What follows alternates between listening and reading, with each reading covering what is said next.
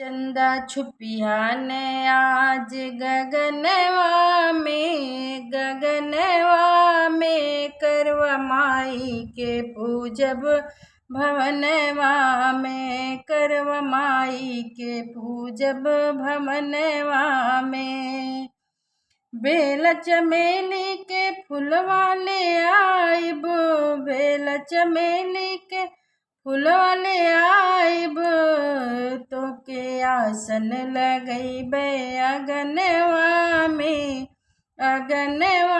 में करवा माई के पूजब भवनवा में करवा माई के पूजब भवनवा में।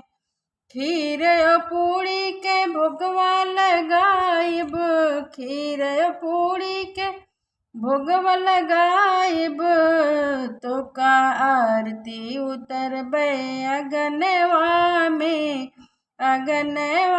में करवा माई के पूजब भवनवा में करवा माई के पूजब भवनवा में।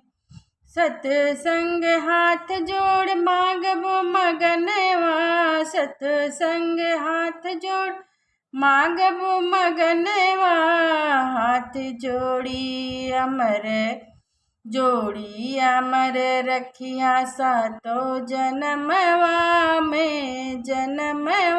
में करवा माई के पूजब भवनवा में करवा माई के पूजब भवनवा में।